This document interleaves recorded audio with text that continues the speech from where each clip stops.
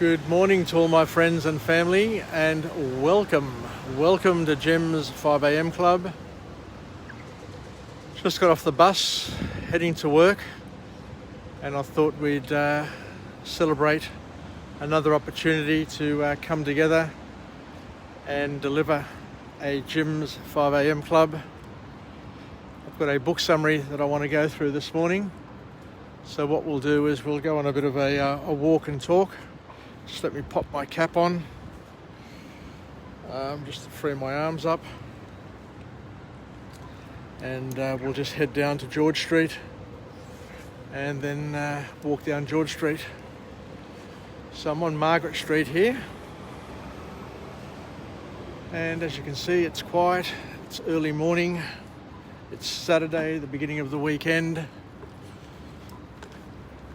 and the book summary that I want to go through today is entitled The Power Paradox, and the author's got an interesting name, Dacher. His name's Dacher Kelner. Dacher Kelner. And we're going to talk about power, and this book looks at why we gain and lose power. There's always a bit of a cycle in power, where we see it in individuals, in families, in nations, in businesses, that people rise to a level of power, and then for some strange reason that power dissipates and gets lost. So the question is why? Why does it happen? Why does it happen this way?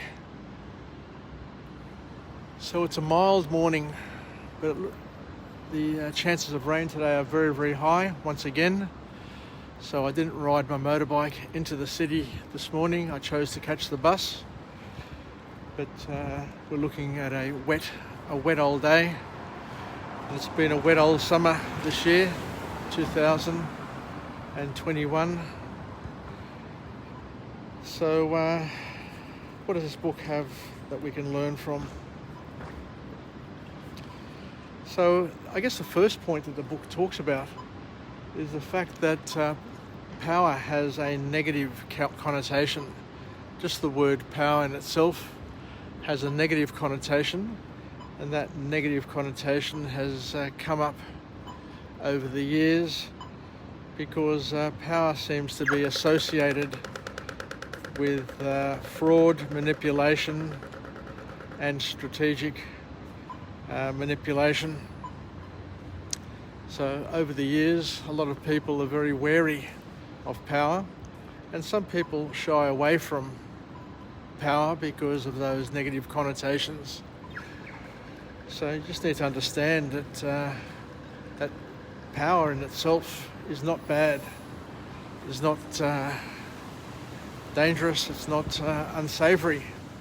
It's just the way that we associate power has come under question over the years. So, and as the author says, that at the end of the day, power is something which has a positive social force, and you have the influence because you enhance people's lives. So the author makes it very clear that that power is something which doesn't come automatically and is not something which is gifted to other people for no reason at all.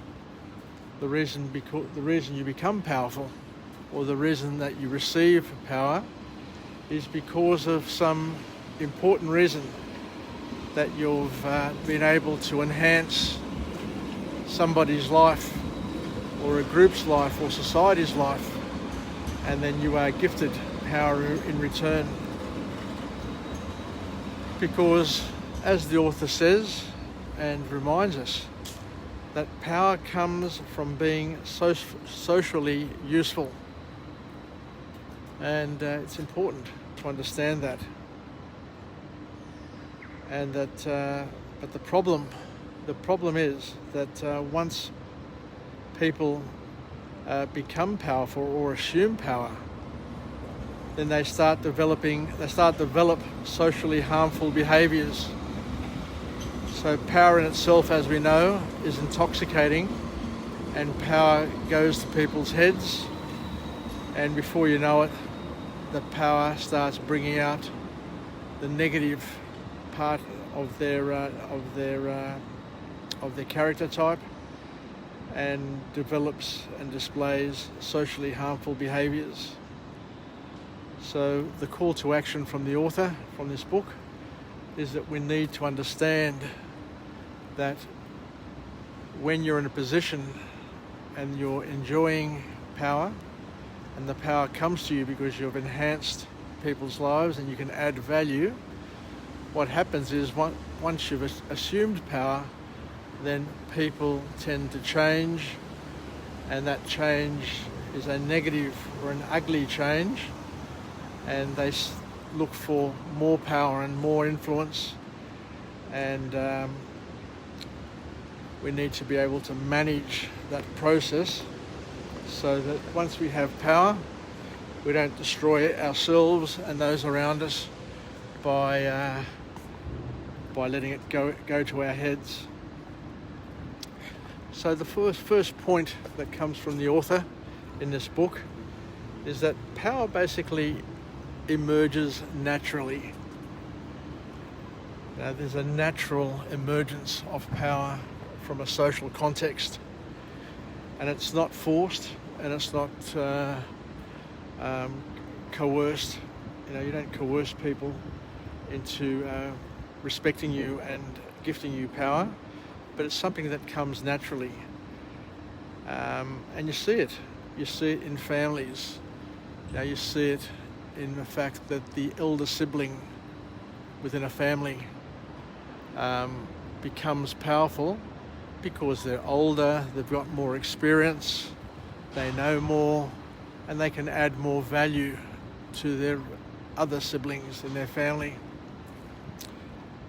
So you see it also in groups, because power naturally emerges in a group situation.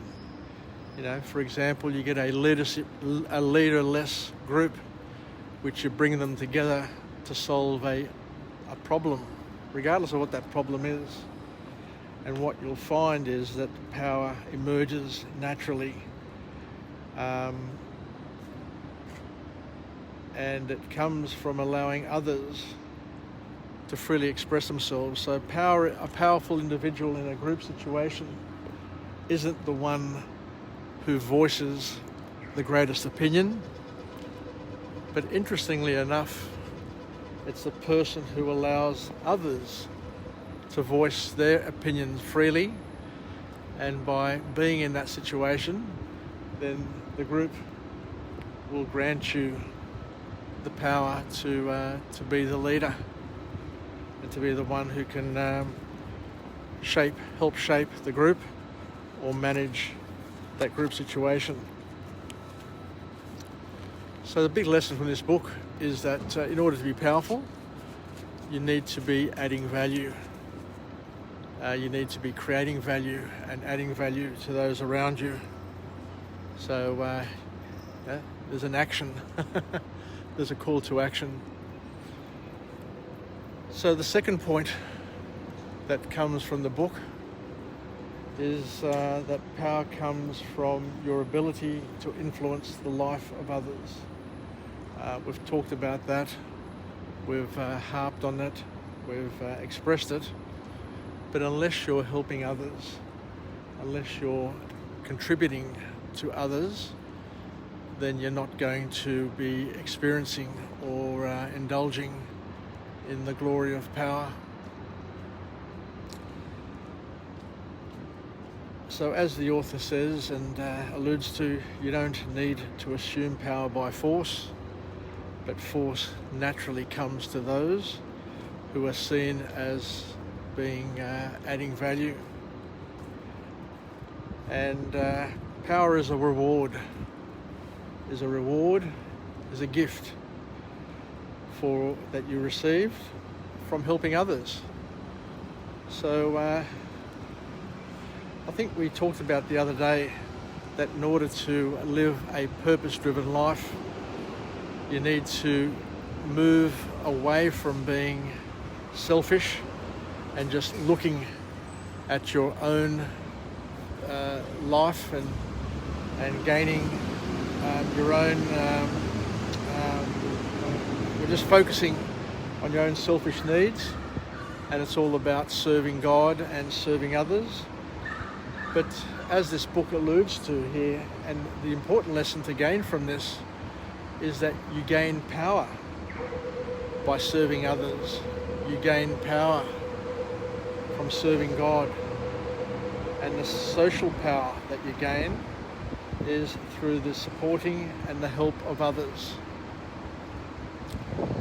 So once again, it's really interesting just understanding that dynamic, that by being the sort of person who looks outside of yourself, that very action, that very selfless action makes you a lot more powerful and a lot more respected in your life. So the people who seek power need to understand that power comes from not being selfish initially, but by being selfless and being able to give to others and to focus on the benefit and the growth of others. But here comes the big lesson from this book, that in order to maintain power, you need to continue to be grateful, generous and kind to your power base, and that you mustn't take power for granted. What a lesson that is. And this is the most difficult thing, because what happens is that once you've assumed power, as we alluded to before, and as we've seen time and time again, what happens is that it goes to people's heads, and that they think that the reason why they're powerful is because they're special, because they're gifted, and that they're very, very unique. But unless you're willing to continue to be socially active and to help the others around you, then what will happen is that you become, that power will be taken from you, and you will have a massive fall from grace. And the third point from this book is another interesting one in terms of powerlessness. And it's interesting, and I say I haven't really looked at this before or thought of this before, but the author looks into power and the influence that power has on people. And whilst being powerful is really interesting, check out the orange sky up there. How nice is that? It's a cloudy sky, but it's deep, deep orange. But the author talks about powerlessness. Whilst when you're powerful, you gain from the power, you gain health benefits. But in terms of powerlessness, the author suggests here that it leads to less health, or it leads to health issues. And also it talks about children or people when they sense that they don't have power and that they're powerless. It leads to, or potentially can lead to, slower and lower brain development. Wow, that's pretty interesting to look at and to understand, that the sense of powerlessness impacts our health and impacts our brain development. So here's the call to action for each and every one of us, to work as best we can to help those around us become empowered, because through empowerment means better health outcomes and better health results. So think as often as you can and whenever you can to help others grow, develop and become better versions of themselves,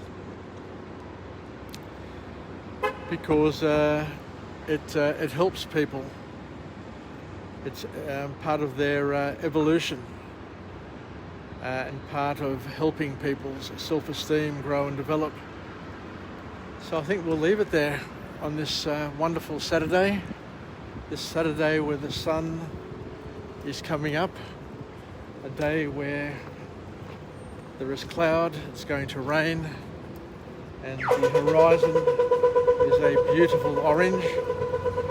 So let's finish off with a positive affirmation in terms of learning how to live, learn and pass it on to my friends and family. Stay connected, stay relevant, stay reasonable, and let's understand the importance and the gift of power, that it comes from enhancing the life of others, and to also respect the fact that to maintain power we must make sure that we don't let it go to our heads, and to continue to serve others, and to make sure that we don't get overwhelmed with our sense of importance,